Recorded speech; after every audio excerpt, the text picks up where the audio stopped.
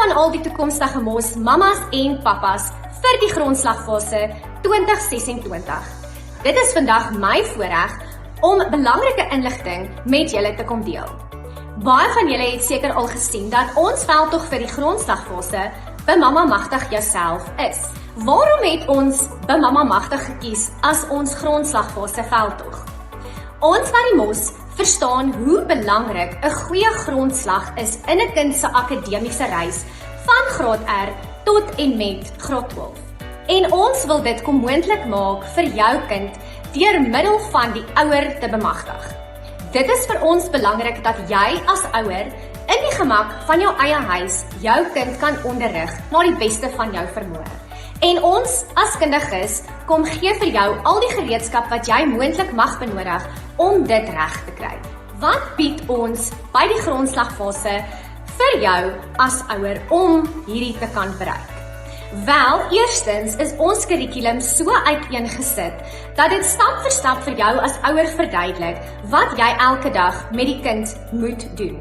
Daar is ook elke dag 'n video beskikbaar wat jy kan kyk voordat jy die dag begin met jou kind, wat vir jou gaan verduidelik wat van die kind verwag word daardie dag en hoe jy dit gaan bereik.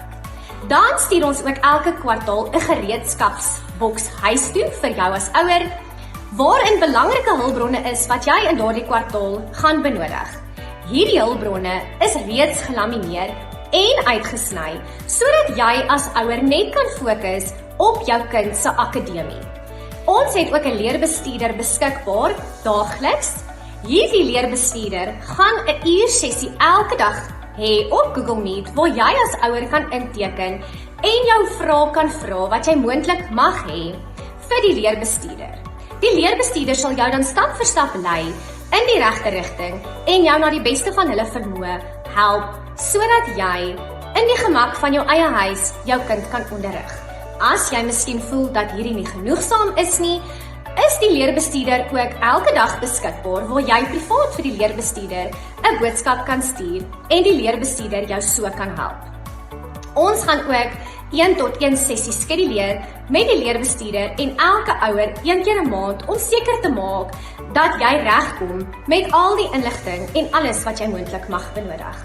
Ons hoop dat julle vinnig gaan inskryf vir die grondslagfase vir Januarie en ons kan nie wag om julle deel te hê van die mos familie nie.